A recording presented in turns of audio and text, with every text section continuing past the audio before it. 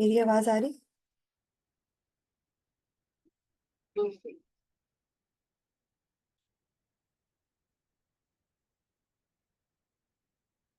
السلام علیکم ورحمۃ اللہ وبرکاتہ۔ اعوذ باللہ من الشیطان الرجیم، بسم اللہ الرحمن الرحیم۔ رب اشرح لی صدری ویسر لی امری واحلل عقدۃ من لسانی یفقہوا قولی۔ اللہم صلی علی محمد وعلی آل محمد کما صلیت علی ابراہیم وعلی آل ابراہیم انک حمید مجید۔ اللہم بارک علی محمد وعلی آل محمد کما بارکت علی ابراہیم وعلی آل ابراہیم انک حمید مجید۔ اللہم انی اسألک علما نافعا ورزقا طیبا وعملا متقبلا۔ اللہم ارنا الحق حقا وارزقنا اتباعہ وارنا الباطل باطلا وارزقنا اجتنابہ۔ آج سورہ بقرہ کی 132 ورس ہے۔ ووصی بہا ابراہیم بنیہ ویعقوب یا بنی ان اللہ اصطفی لکم الدین فلا تموتن الا وانتم مسلمون۔ اور اسی کی وصیت کی تھی ابراہیم علیہ السلام نے اپنے بیٹوں کو، اور یعقوب نے بھی، اے میرے بیٹوں، اللہ نے تمہارے لیے یہی دین پسند فرمایا ہے، بس تم ہرگز نہ مرنا مگر مسلمان۔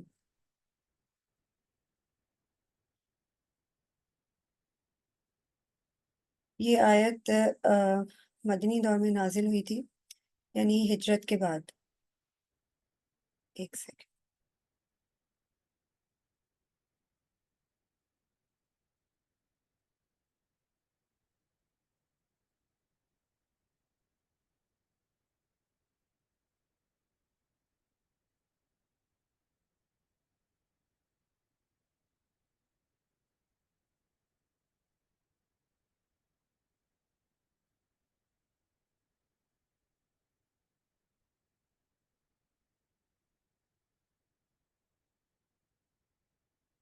اچھا، اس میں دو اہم پوائنٹس ہیں۔ یہود و نصارہ کے دعوے کی جو تردید اس آیت کے تھرو ہوئی ہے۔ مدینہ میں موجود جو یہود و نصارہ تھے وہ دعویٰ کرتے تھے کہ حضرت ابراہیم علیہ السلام اور حضرت یعقوب علیہ السلام ان کے دین پر تھے، یعنی یہودیت یا نصرانیت پر۔ اللہ تعالیٰ نے اس آیت کے ذریعے یہ واضح کیا کہ وہ دونوں انبیاء مسلمان تھے، اور انہوں نے اپنی اولاد کو بھی اسلام پر مرنے کی وصیت کی۔ امت مسلمہ کو وراثت نبوی کی تلقین۔ اللہ نے بتایا کہ دین اسلام ہی اللہ کا منتخب کردہ دین ہے، اور حضرت ابراہیم علیہ السلام، یعقوب علیہ السلام نے اسی کو اپنے بچوں کے لیے محفوظ رکھنے کی وصیت کی۔ یہ ایک نصیحت بھی ہے کہ ہر مسلمان اپنی نسل کو ایمان اور اسلام کی حالت میں دنیا سے رخصت ہونے کی تعلیم دے۔ اہل کتاب جو ہیں وہ بیسکلی ان کے جو دعوے تھے کہ حضرت ابراہیم علیہ السلام اور یعقوب علیہ السلام یہودی یا نصرانی تھے، اس چیز کو جو ہے نا رد کرنے کے لیے اللہ تعالیٰ نے یہ آیت نازل فرمائی تھی کہ اسلام وہی دین ہے جس کی تعلیم تمام انبیاء نے دی۔ مسلمانوں کو ذمہ داری کا احساس جو ہے نا وہ دلانا بہت ضروری ہے آج کے دور میں اس آیت کے ذریعے۔ یہ آیت یہود و نصارہ کے اس دعوے کو بھی رد کرتی ہے کہ وہ حضرت ابراہیم اور حضرت یعقوب علیہ السلام کے دین پر موجود ہیں، یعنی اللہ تعالیٰ نے واضح فرمایا کہ انبیاء نے اپنی اولاد کو اسلام کی وصیت کی تھی، نہ کہ یہودیت یا نصرانیت کو، جو کہ وہ بولتے پھرتے تھے یہودی کے ہمیں تو ہمارے جو باپ دادا ہیں یا باؤ اجداد ہیں انہوں نے یہی کہا تھا کہ وہ یہود ہیں یا نصارہ ہیں۔ حضرت ابراہیم اور حضرت یعقوب علیہ السلام نے اپنی اولاد کو دین اسلام کی وصیت کی جو کہ توحید اور مکمل اطاعت پر مبنی تھی۔ اللہ تعالیٰ نے دین اسلام کو تمہارے لیے منتخب کیا ہے، جو کہ سب سے کامل اور پسندیدہ دین ہے۔ مرنے سے پہلے اس بات کا خیال رکھو کہ تمہاری زندگی اسلام پر ہو، کیونکہ موت کا وقت معلوم نہیں، اس لیے ہر وقت اسلام پر قائم رہو۔ تفسیر میں آتا ہے کہ حضرت ابراہیم اور حضرت یعقوب علیہ السلام نے اپنی اولاد کو دین اسلام کی وصیت کی جو کہ توحید، اطاعت اور مکمل سپردگی پر مبنی ہے۔ یہ وصیت اس بات کی دلیل ہے کہ دین اسلام ہی اللہ کا منتخب کردہ دین ہے اور اسی پر قائم رہنا چاہیے۔ اس کا مطلب ہے کہ زندگی بھر اسلام پر قائم رہو تاکہ موت بھی اسلام پر آئے۔ چونکہ موت کا وقت ہمیں معلوم نہیں، اس لیے ہر وقت ہمیں اسلام پر قائم رہنا ضروری ہے۔ اللہ تعالیٰ نے دین اسلام کو ہمارے لیے منتخب کیا ہے جو کہ سب سے کامل اور پسندیدہ دین ہے۔ حدیث شریف میں آتا ہے کہ رسول اللہ صلی اللہ علیہ وسلم نے فرمایا ہر شخص اسی حالت پر اٹھایا جائے گا جس پر وہ مرا۔ حضرت ابراہیم اور حضرت یعقوب علیہ السلام کی طرح ہمیں بھی اپنی اولاد کو دین اسلام کی وصیت کرنی چاہیے۔ قرآن پاک میں آتا ہے کہ بے شک اللہ کے نزدیک دین اسلام ہی ہے، اور جو کوئی اسلام کے سوا کوئی اور دین چاہے گا تو وہ اس سے ہرگز قبول نہ کیا جائے گا۔ اسی طرح حضرت معاذ بن جبل رضی اللہ تعالیٰ عنہ کو جب یمن کا گورنر بنا کر بھیجا گیا تو رسول اللہ صلی اللہ علیہ وآلہ وسلم نے ان سے فرمایا تم اہل کتاب کے پاس جا رہے ہو تو سب سے پہلے انہیں اللہ کی وحدانیت کی دعوت دینا۔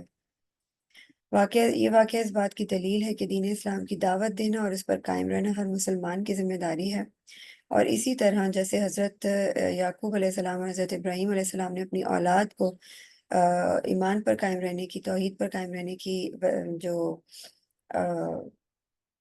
تلقین ہے وہ کی تھی مرنے سے پہلے، تو اسی طرح ہمیں بھی اپنے بچوں کو، اپنے بہن بھائیوں کو، اپنی فیملی کو یہ ضروری ہے کہ ان چیزوں کو میک شور کریں کہ ان کو یہ باتیں بتائی جائیں، جو ہمیں بات پتہ ہے وہ ہم آگے پھیلائیں اور دین کی ترغیب کریں زیادہ سے زیادہ۔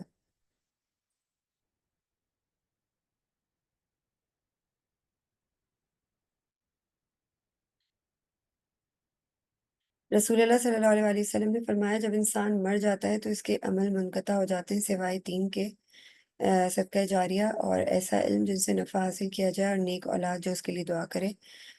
یہ نیکسٹ والی ورس جو ہے وہ ہماری اعمال پر ہی ہے۔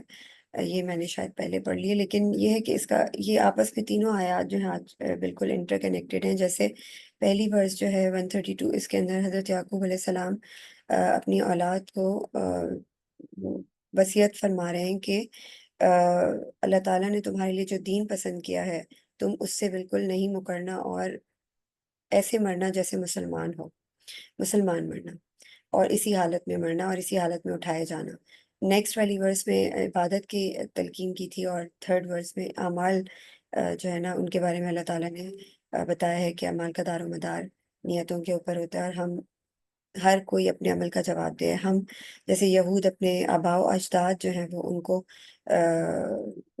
کو اوپر رکھ کر کہتے تھے کہ وہ جیسے تھے ہم بھی ویسے ہی ہیں، یا ہمارے ساتھ بھی وہی ہوگا، مگر ہر کوئی اپنے یہ عمل کا خود ذمہ دار ہے۔ دین جو ہے وہ ایک عظیم نعمت ہے، جیسے کہ قرآن پاک میں اللہ تعالیٰ فرماتے ہیں کہ اللہ کے فضل اور اس کی رحمت پر ہی وہ خوش ہوا کریں، یہی ان کے جمع کیے ہوئے مال سے بہتر ہے۔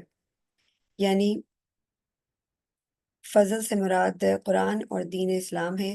دین اسلام جو ہے وہ نعمت دنیا کی طرح ہر چیز، دنیا کی ہر چیز سے بہتر ہے، اور یہ ہمارے لیے ایک ایسی نعمت ہے جو ہم اپنے لیے جس کا انتظام ہم دنیا میں کر سکتے ہیں، اور اللہ تعالیٰ نے ہمیں اس کے بارے میں ہر چیز کھول کھول کے بتا دی ہے۔ جس کے ساتھ بھلائی کا اللہ تعالیٰ ارادہ فرماتے ہیں اسے دین کی سمجھ عطا کر دیتے ہیں، یعنی دین کا فہم اور عمل اللہ کی طرف سے بہترین انعام ہے۔ دین انسان کو اللہ سے جوڑتا ہے اور زندگی کا مقصد واضح کرتا ہے، انسان کو اخلاق، عدل، انصاف، محبت اور فلاح کا راستہ دکھاتا ہے۔ اگر ہمارے پاس دنیا کی ہر چیز موجود ہو مگر دین نہ ہو تو ہم تباہ حال ہو جائیں گے، اور اگر دنیا کی کچھ بھی چیز نہ ہو مگر دین ہو تو ہم اللہ کے نزدیک کامیاب ہیں۔ دین اسلام کی طرف سے سب سے قیمتی تحفہ جو ہے وہ کیا ہے؟ ایک ایسی چیز کہ ہم جو ہے وہ it's just like a treasure, یہ ایک ہمارے لیے خزانہ ہے جسے ہم سنبھال کر رکھ سکتے ہیں، اور اسے سیکھنا، سکھانا اور اسے آگے دینا ہماری ذمہ داری ہے۔ اسلام کوئی نیا دین نہیں بلکہ تمام انبیاء کا دین ہے، بالخصوص ابراہیم علیہ السلام کی ملت کا دین ہے، جسے قرآن میں ملت ابراہیم کہا جاتا ہے۔ یہ دین صرف چند عبادات تک محدود نہیں بلکہ زندگی کا ایک مکمل نظام حیات ہے۔ عبادات، اخلاق، معیشت، معاشرت، سیاست، عدل، تربیت، تجارت، جنگ و امن، یہ سب اس میں شامل ہیں۔ دین کا اصل مقصد اللہ کی بندگی ہے، یعنی ہر کام صرف اس کے حکم کے مطابق کرنا، یعنی ملت ابراہیم کو ہی دین اسلام کہا جاتا ہے۔ حضرت ابراہیم علیہ السلام نے جب اللہ کو واحد رب مانا اور اس کے آگے سر تسلیم خم کیا تو وہی اصل مسلمان بنے۔ صرف اللہ کے مطیع بن کر جینا، یعنی انہوں نے اپنی اولاد کو بھی یہی وصیت کی کہ صرف اللہ کے مطیع بن کر جیو اور ویسے ہی مرو۔ موجودہ دور میں ہم اپنی زندگی کے ساتھ کیسے اس آیت کو ریلیٹ کر سکتے ہیں کہ جزوی اسلام ہمارے لیے قابل قبول نہیں ہونا چاہیے۔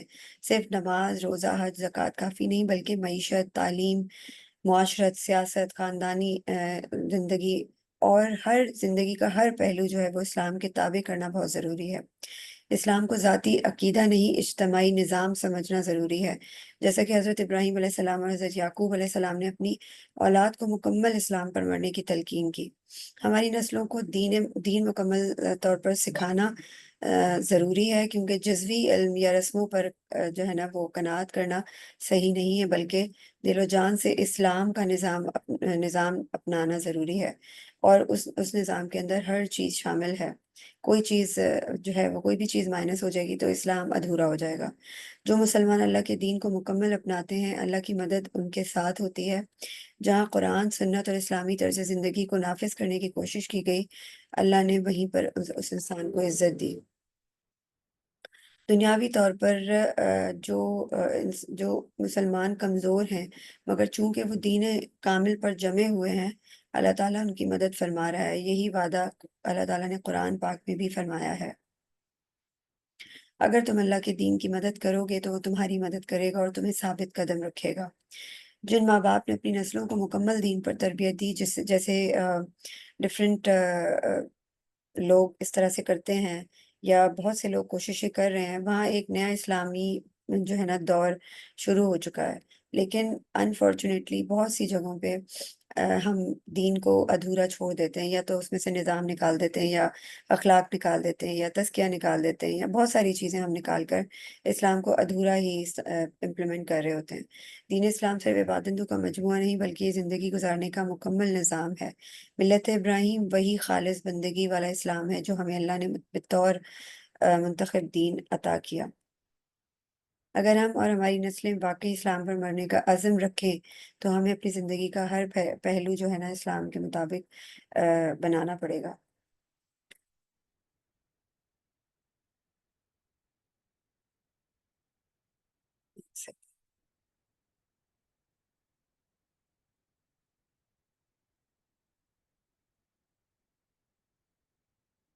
نیکسٹ ورس ہے، ایک سیکنڈ۔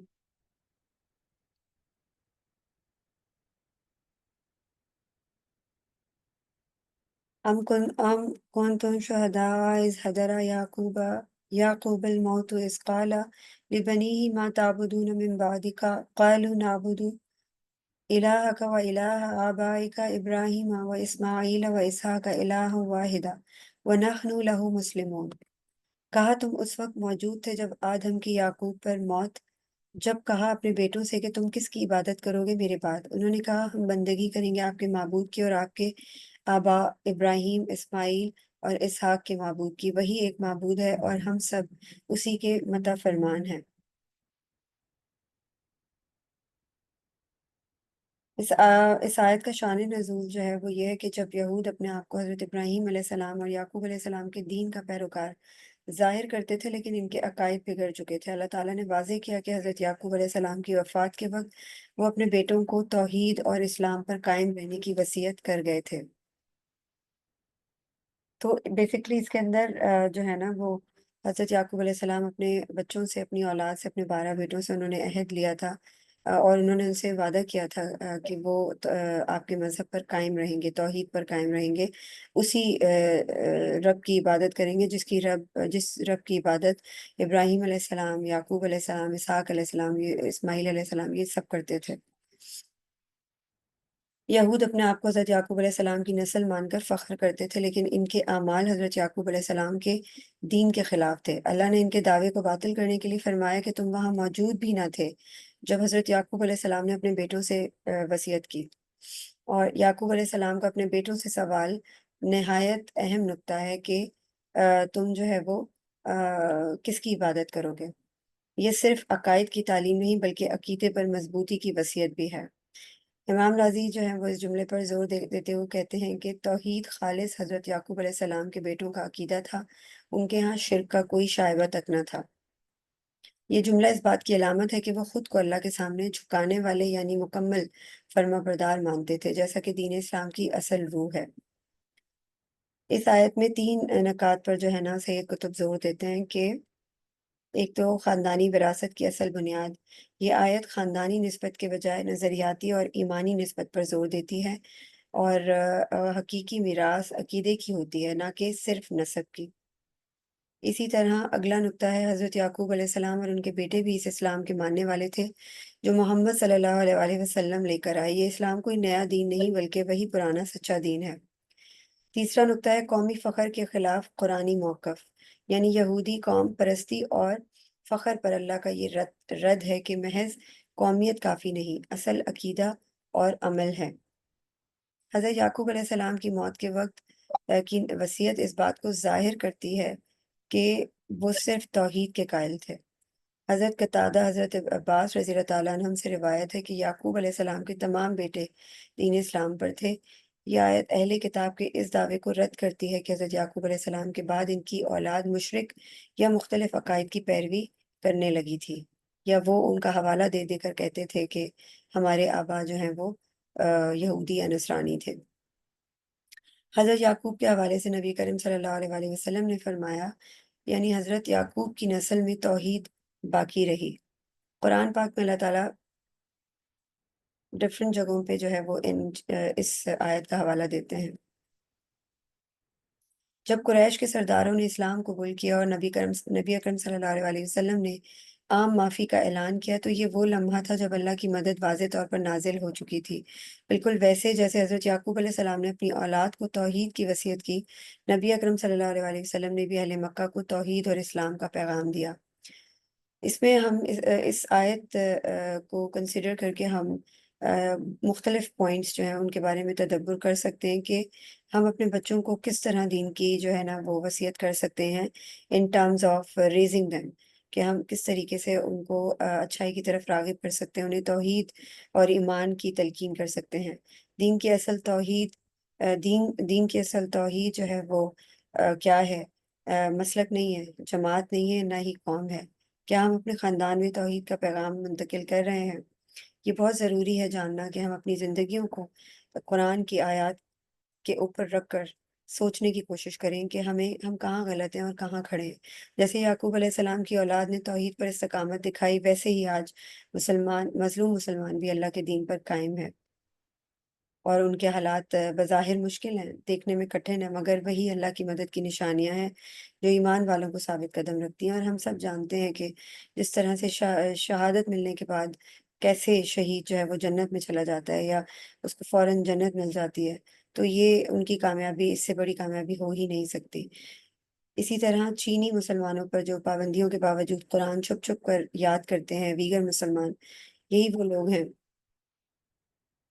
جو دین کا عملی نمونہ پیش کرتے ہیں۔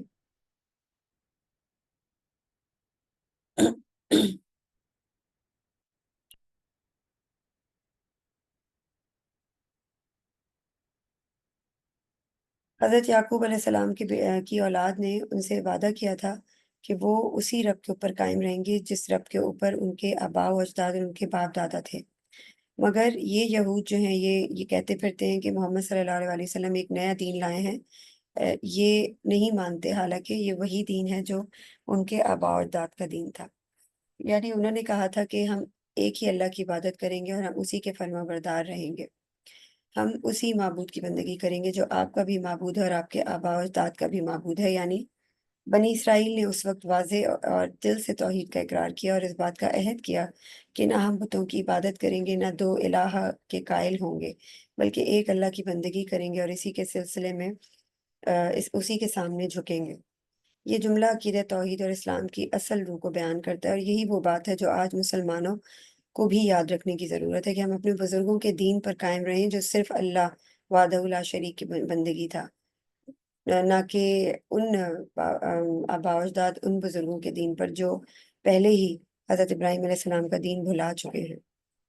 اللہ تعالیٰ نے بیسکلی یہودیوں کو غیرت دلائی ہے اس آیت میں کہ وہ جھوٹے ہیں اور وہ جھوٹے دعوے کرتے ہیں اپنے آباء و اجداد کا نام لے لے کر، اور باقاعدہ اس کے اندر جو ہے نا وہ ایک گرفت لیتے ہوئے جو ہے اللہ تعالیٰ بتا رہے ہیں کہ انہوں نے کس طرح اپنے آباء و اجداد سے وعدہ کیا تھا۔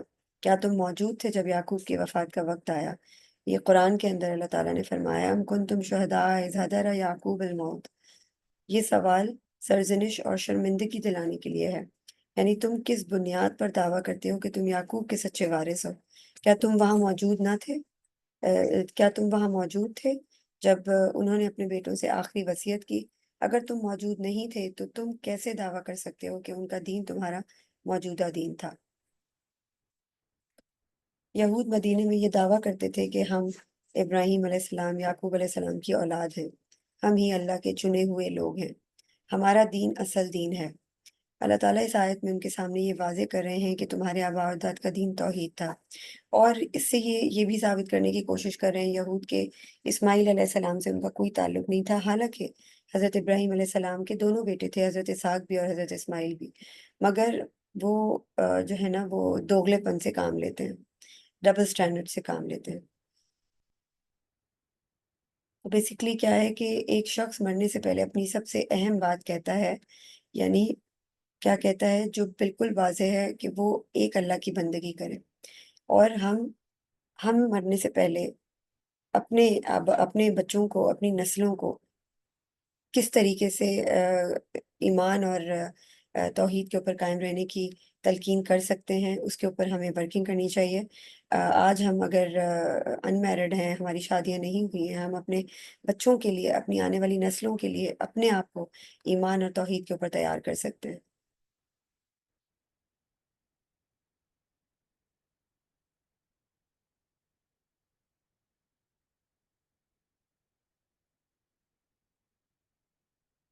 نیکسٹ جو ورس ہے وہ یہ ہے، دل کا امتن قد خلت لہا ما کسبت ولکم ما کسبتم ولا تسالون عما کانوا یعملون۔ یہ ایک جماعت تھی جو گزر چکی، ان کے لیے تھا جو انہوں نے کمایا، اور تمہارے لیے وہ ہوگا جو تم کماؤ گے، تم سے یہ نہیں پوچھا جائے گا کہ وہ کیا کرتے تھے۔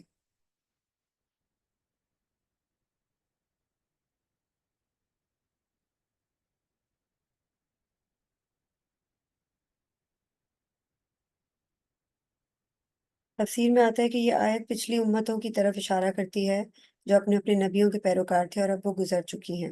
اس آیت میں اس بات کی وضاحت کی گئی ہے کہ ہر امت اپنے اعمال کی بنیاد پر قیامت کے دن جزا و سزا پائے گی۔ یہ آیت قریش اور بعض یہودی قبائل کے درمیان بحث کے دوران نازل ہوئی۔ وہ لوگ یہ دعویٰ کرتے تھے کہ ان کے آباء و اجداد ہی صحیح عقیدے پر تھے، اور اس لیے ان کی نیکیوں کی بنا پر ان کو نجات مل جائے گی۔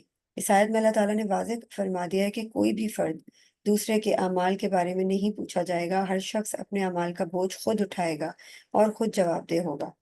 یعنی یہ آیت ذاتی حساب کتاب کی اہمیت کو واضح کرتی ہے، یعنی ہر شخص اپنے اعمال کے لیے خود ذمہ دار ہے۔ یہ ہمیں اس بات کی طرف متوجہ کرتی ہے کہ ہم اپنے آباء و اجداد کے اعمال پر انحصار نہ کریں بلکہ اپنے اعمال پر دھیان دیں۔ اس میں یہ بھی بتایا گیا ہے کہ ہر امت یا قوم اپنے اعمال کی بنیاد پر قیامت کے دن محاسبت پائے گی۔ جیسے یہود جو ہیں وہ یہ کہتے پھرتے ہیں کہ ہم تو حضرت ابراہیم علیہ السلام اور یعقوب علیہ السلام کی اولاد ہیں، یا ہم بنی اسرائیل ہیں، اللہ تعالیٰ نے ہمارے اوپر جو ہے بڑا کرم کیا ہے اور ہمیں نجات مل جائے گی۔ تو یہ سب ان کے عقائد ہیں۔ تو اس کا جواب اللہ تعالیٰ فرما رہے ہیں دیتے ہوئے کہ اپنے عمل، جو قومیں گزر چکی، جو انبیاء گزر چکے، جو تمہارے آباء و اجداد گزر چکے، وہ اپنے اعمال اپنے ساتھ لے گئے، اب تم جو کرو گے تم اس کا ہی پھل پاؤ گے۔ بیسیکلی اس میں ہمارے اپنی جو ذاتیات ہیں، اعمال ہیں، ہماری حرکتیں ہیں، وہ سب جو ہیں کاؤنٹ ہوتی ہیں، اور ہم اپنے عمل کے جواب کے لیے جو ہے وہ اللہ تعالیٰ کے سامنے پیش ہوں گے۔ حضرت ابو ہریرہ رضی اللہ تعالیٰ عنہ سے روایت ہے، رسول اللہ صلی اللہ علیہ وسلم نے فرمایا، اگر کسی شخص کو بیماری یا کسی قسم کا درد پہنچے تو اس کے گناہ اس وقت تک معاف ہو جاتے ہیں جب تک وہ دوسروں سے شکایت نہیں کرتا۔ اپنے اعمال کا جو ہے نا وہ خود ذمہ دار ہے ہر شخص، اور اس کے دکھ درد کا حساب اللہ کے ہاں ہوگا۔ حضرت عائشہ رضی اللہ تعالیٰ عنہ سے روایت ہے، جو شخص بھی نیک عمل کرے گا، خواہ وہ مرد ہو یا عورت، بشرطے کہ وہ ایمان لائے، ہم اسے اچھی زندگی عطا کریں گے۔ یہ حدیث اس بات کی تصدیق کرتی ہے کہ ہر شخص اس کے اعمال کے مطابق اس کو جزا اور سزا ملے گی۔ حضرت محمد صلی اللہ علیہ وآلہ وسلم کی ذات طیبہ کے واقعات بھی اگر ہم دیکھیں تو جہاں پر ذاتی ذمہ داری اور اعمال پر زور دیا گیا ہے، ایک اہم واقعہ غزوہ احد کا ہے جہاں مسلمانوں کی شکست کا سبب یہ تھا کہ کچھ صحابہ کرام نے حکم کے خلاف جا کر پہاڑی سے نیچے اترنے کی کوشش کی۔ اس سے یہ سبق ملتا ہے کہ ہر شخص کو اپنے اعمال کی ذمہ داری خود اٹھانی چاہیے اور کسی دوسرے کے عمل پر انحصار نہیں کرنا چاہیے۔ آج جب مسلمان جو اللہ کی مدد حاصل کرنے کی کوشش کر رہے ہیں کہ وہ جو ہے وہ اپنے اعمال پر توجہ دیں اور اپنے پچھلے اعمال کو جواز نہ بنائیں۔ اللہ کی مدد اس وقت آتی ہے جب مسلمان اپنی ذمہ داریوں کو سمجھ کر نیک اعمال کرتے ہیں۔ بیسکلی کیا ہے کہ ہمارا جو آخری وقت ہے وہ ہمیں یہ دعا کرنی چاہیے کہ ہمارا خاتمہ بالخیر ہو، کیونکہ ہم جو کچھ کر رہے ہوتے ہیں وہ ہمیں جھنجھوڑنے کے لیے کافی ہوتا ہے۔ یعنی انسان پوری زندگی جو کچھ کر رہا ہوتا ہے مرتے وقت وہ وہی کرتے ہوئے مرتا ہے۔ حضرت بلال رضی اللہ تعالیٰ عنہ کی جب موت کا وقت آیا تو ان کی بیوی جو ہے وہ رونے لگی۔ ہائے افسوس! حضرت بلال رضی اللہ تعالیٰ عنہ نے فرمایا کہ ایک سیکنڈ،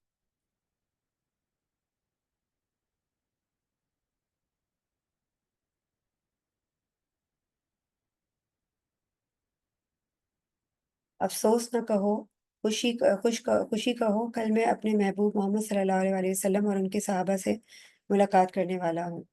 تو جنہوں نے ساری زندگی عشق رسول صلی اللہ علیہ وآلہ وسلم اور قربانی میں گزاری ان کے لیے موت ایک خوشخبری ہے۔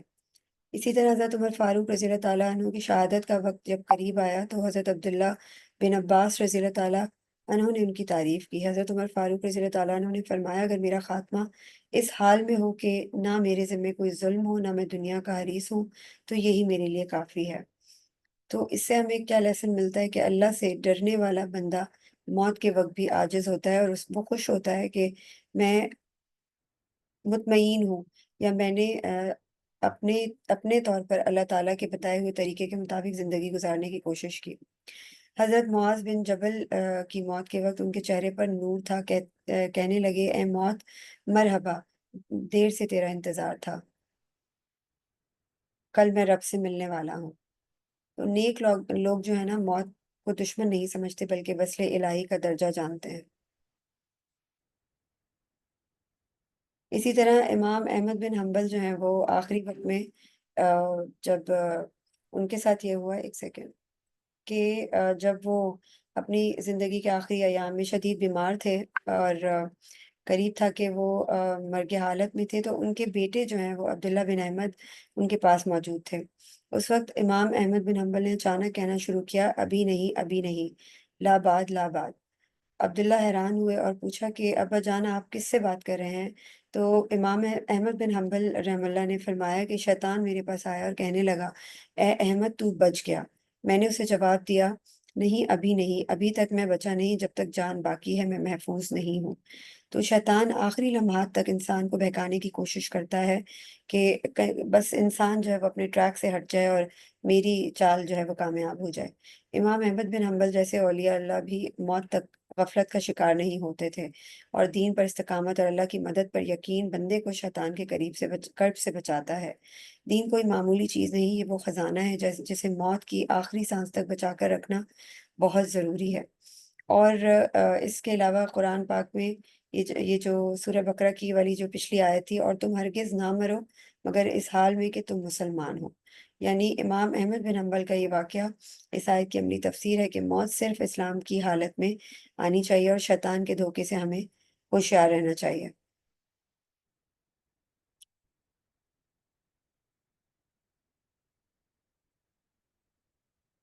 ہر شخص کو ایسی چیز پر جو ہے وہ موت آتی ہے جس پر وہ پوری زندگی گزارتا ہے، یہ حدیث شریف میں آتا ہے۔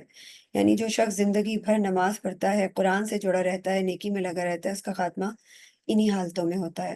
اور جو غفلت، گناہ، دنیا پرستی میں ڈوبا رہتا ہے اکثر اس کا جو زندگی کا اختتام ہے وہ اسی پر ہوتا ہے۔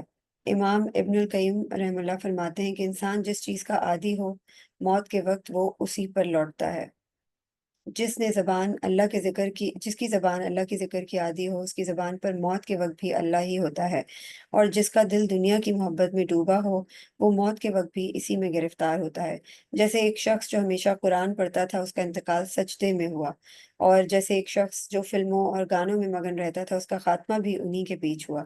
تو جیسے جئیں گے ویسے ہی ہم مریں گے، اور جیسے مریں گے ویسے ہی ہم اٹھائے جائیں گے۔ اسی طرح زندگی کو اگر ہم تھوڑا سا پونڈر کرنے کی کوشش کریں، تو اس کو ایک ایک اینٹ کی طرح جو ہے تعمیر کرنا بہت ضروری ہے۔ جیسے کوئی پکا مکان بنانے والا ہر اینٹ کو سمجھداری، صفائی اور مضبوطی سے رکھتا ہے، ویسے ہی ہمیں اپنی زندگی کے ہر دن کو ایک اینٹ سمجھنا چاہیے، اور اسی طرح اپنے ایمان سے بھرا ہوا جو مضبوط دن ہے وہ گزارنا چاہیے، جو اینٹ ایک اینٹ کی طرح ہو، اور آج کا دن نیکیوں سے سجا ہو، تو دیوار ہماری اونچی ہو سکتی ہے۔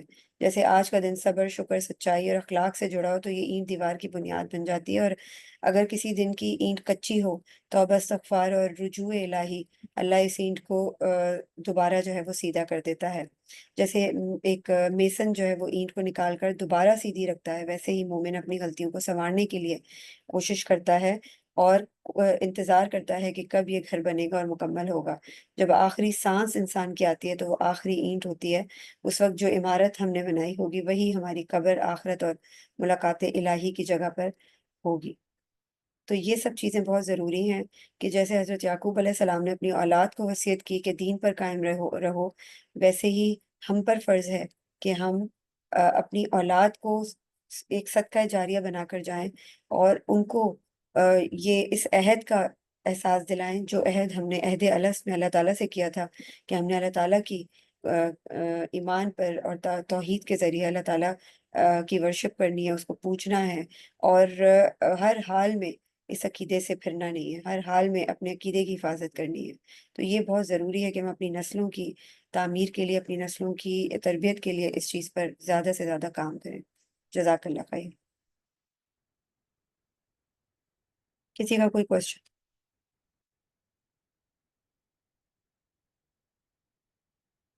السلام علیکم۔ وعلیکم السلام ورحمۃ اللہ وبرکاتہ۔ آپ ہی میں نا ادھر ایک بات آپ سے پوچھنا چاہتی ہوں۔ یہ جو ابھی ہم نے دوسری آیت پڑھی ہے نا 138، اس کی تفسیر میں جیسے ہم بات کر رہے تھے کہ ابھی بلکہ آخری بات بھی آپ نے یہی کہی ہے کہ ہم عقیدہ توحید اور اسلام کی تبلیغ، یعنی ہم خود ساری زندگی کرتے رہیں اور اپنی نسلوں کو بھی تاکید کرتے رہیں، اور جو حقیقی وراثت کا جو کانسیپٹ ہے وہ بھی یہی ہے کہ ہم اپنی نسلوں کو انہی چیزوں کے بارے میں بتاتے رہیں۔ اچھا ایک چیز میں اور مطلب نا میں بالکل بھی ہو سکتا ہے کہ آپ کو اگریسو لگے یا پنچنگ لگے، لیکن میرا یہ مقصد نہیں ہے، میں صرف سوال کر کے جاننا چاہتی ہوں کہ اگر ہم ٹھیک ہے ہر بندہ عقیدہ تو ٹھیک ہے، ہم سارے تو عید پر ایمان رکھنے والے ہیں اور رکھنا بھی چاہیے، اور اس کو سب سے ٹاپ پریورٹی پہ ہماری یہ چیز ہونی بھی چاہیے۔ اور اس کے علاوہ جو دعوت یا تبلیغ کا کام ہے، اگر ہر بندہ یہ کرنے لگ جائے گا تو پھر تو ہر کوئی ہی مبلغ بن جائے گا اور ہر کوئی ہی مولوی بن جائے گا۔ مولوی سے مراد کہ وہ ایک اسپیسیفک چیز، تو پھر وہ جو ہماری ایک پرسنل لائف ہوتی ہے یا جو ہماری ذاتی زندگی کے معاملات ہوتے ہیں وہ کہاں جاتے ہیں؟ کیونکہ مجھے ایسے لگتا ہے کہ دیکھیے بہت جیسے آپ ماشاءاللہ سے آپ سب لوگ ہیں، آپ سب آج یہاں ہیں، آپ قرآن پڑھتے ہیں، پڑھاتے ہیں، سمجھتے ہیں، دوسروں کو سمجھاتے ہیں، ٹھیک ہے، تو بہت مطلب جیسے ہوتا ہے نا کہ ایک بندہ اپنی فیملی بیک گراؤنڈ اس کا ایسا ہے، اس لیے وہ دین کی طرف راغب ہے۔ کوئی کسی کو مل ایسا جاتا ہے اپنی زندگی میں بندہ کہ کوئی اس کو وہ دین کی طرف لے آتا ہے۔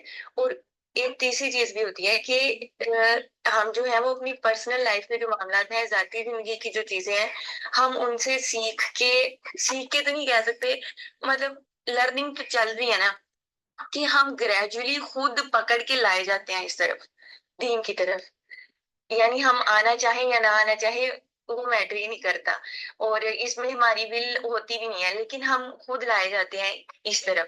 تو اگر ہم سارے دعوت اور تبلیغ کرنے لگ جائیں گے تو وہ جو ہماری ذاتی زندگی کے پہلو ہیں یا وہ اتنے سارے معاملات ہیں جو ہماری پرسنل لائف میں چل رہے ہوتے ہیں وہ کدھر جائیں گے؟ یعنی مقصد میرا یہ ہے کہ ہم کیا ان کے درمیان بیلنس کیسے کریں؟ جو हमारा दावत और तबलीग और तौहीद का काम है या जो हमारी ज़ाती मामलात हैं? देखिए बेसिकली जो है ना वो आपका सवाल बहुत अच्छा है। लेकिन आप ये देखें ना कि हमारे जो दीनी तबलीगी और तौहीद के मामला दुनिया से अलग नहीं है। हम लोगों ने दीन और दुनिया को अलग कर दिया अनफॉर्चुनेटली, क्योंकि हमारी तरबियत ही ऐसी हुई है। हम जिस तरह से रेज़ किए गए हैं, हम ये समझते हैं कि दीन सिर्फ़ वही फैला सकता है जो जिसके पास फ़ारिग वक़्त हो और तबलीग करने के लिए टाइम हो और उसको कोई उसकी रोज़े माश की फ़िक्र ना हो और वो आराम से जो है ये सारा काम करता रहे। देखिए, अल्लाह ताला ने हर इंसान को ये कुरान पाक में अल्लाह ताला फरमाते हैं कि अल्लाह ताला ने हर इंसान को दाई बना के भेजा है, चाहे वो मर्द हो या औरत हो। हमने अपनी ज़िंदगियों को अल्लाह ताला की उतारी हुई किताब कुरान मजीद, ये एक इतनी अहम किताब है जिसको हमने उतना ही अनइम्पोर्टेंट करके अपने घरों में ताकों पे सजा दिया है। हम पढ़ते नहीं हैं उसको खोल के, इसलिए हमें पता ही नहीं है कि हम अपनी ज़िंदगियों को किस नहज पर गुज़ारने की कोशिशें कर रहे हैं।